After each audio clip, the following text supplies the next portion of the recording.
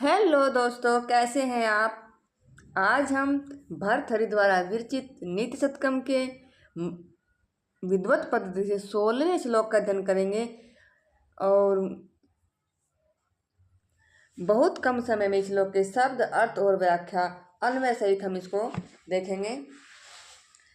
सबसे पहले हम दोस्तों एक बार श्लोक का वाचन कर लेते हैं, क्योंकि श्लोक का वाचन करना आना अति आवश्यक है और आपकी परीक्षा को ध्यान में रखते हुए 10 मिनट से पहले हम श्लोक को आपके अंतःकरण में प्रवेश करा देंगे। चलिए शुरू करते हैं। इस श्लोक में भर्तहरि जी केवल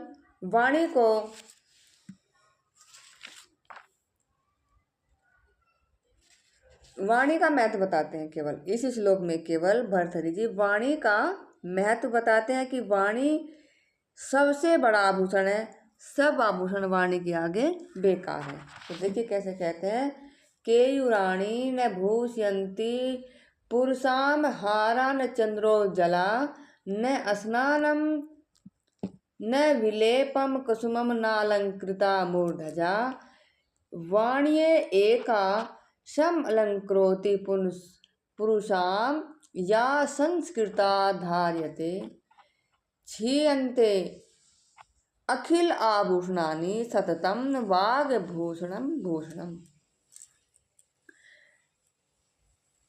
तो भर्तहरि जी कहते हैं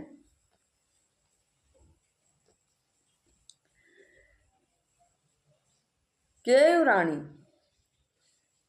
होता है बाजूबंद, जो बाजू में बांधा जाता है, एक राखी टाइप होता है। ऐसे आपने कभी रामलीला में रंग देखी होगी या टीवी में या रामलीला के रंगमंच पर, तो इस तरह उसमें मोती मोती से होते हैं, इस तरह से, और उसको जो है ना बाजू पे बांधते हैं पुरुष।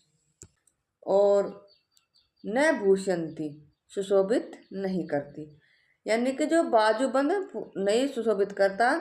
पुरुषाम माने पुरुष को, हारा माने गले का हार, न चंद्रोज्जला चंद्रमा के समान जो क्या है चमकता हुआ, जो चंद्रमा के समान सफेद चमकता हुआ जो हार गले में धारण किया है राजा ने, वो भी क्या है सुशोभित नहीं करता। न स्नानम न विलेपम न कुसुमम, और स्नान और विलेपन कहते हैं शरीर पर सुगंधित लेप लगाना, चंदन आदि। कुसुमम का अर्थ होता है फूल, भाई फूल को गले में डाल ले, हाथों में डाल ले। ना अलंकृता मूर्धजा, और नहीं अलंकृत करता, नहीं सजाता है। क्या नहीं सजाता? बाल भी नहीं सजाते हैं। वाण्ये एका का अर्थ होता है केवल वाणी, एक वाणी ऐसी है जो सम अलंकृति अच्छी तरह सुशोभित करती है, सब तरह से अलंकृत कर देती है, सजा देती है। पुरुषा माने पुरुष को।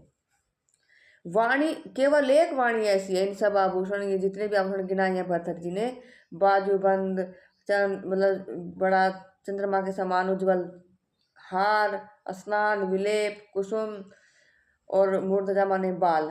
देखिए इस तरह के जो ना पेपर में पूछे जाते हैं शब्द अर्थ। मूर्धजा, तो मूर्धजा का अर्थ है बाल।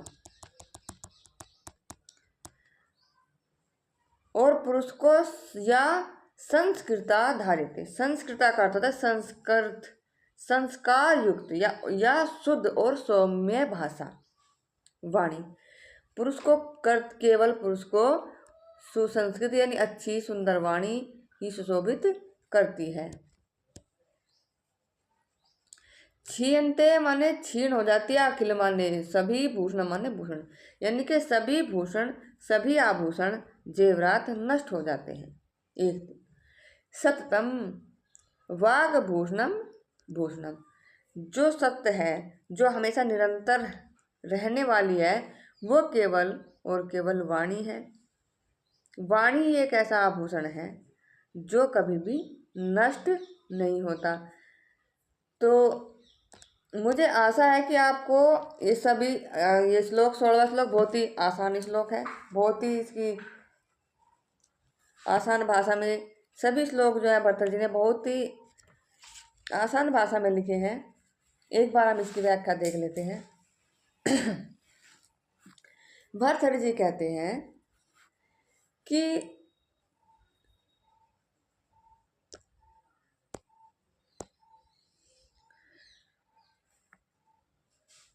बाजू में बांधने वाला जो बाजूबंद पहनने से मनुष्य की शोभा नहीं होती है और न ही चंद्रमा के जैसा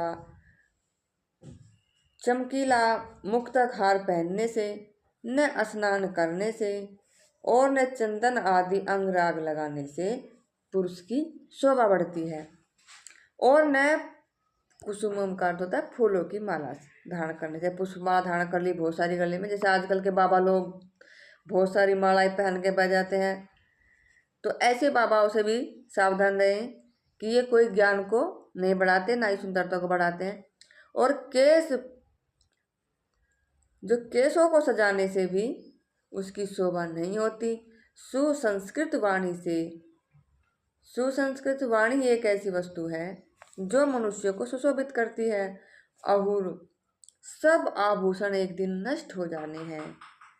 वाणी रूपी आभूषण ही सदा बना रहता है, कभी नष्ट नहीं होता। तो भर्तृहरि जी राजाओं को यही संदेश देते हैं कि हे राजाओं, क्योंकि राजा थे भर्तृहरि खुद एक ही यही राजा हैं जो इतने विद्वान थे, जिन्होंने 3 ग्रंथ लिखे और तीनों में 100 श्लोक हैं। नीति शतकम, फिर लिखा श्रृंगार शतक लिखा पहले, फिर नीति शतक लिखा और फिर लिखा वैराग्य शतक। उम्र के अंतिम पड़ाव में भर्तृहरि जी ने लिखा वैराग्य शतक, उसमें भी 100 ही है। इस श्लोक में आभूषणों की अपेक्षा भर्तृहरि जी ने वाणी रूपी आभूषण को स्थायी माना है, जो कभी नष्ट नहीं होता। इस श्लोक में शार्दूल विकृत छंद है।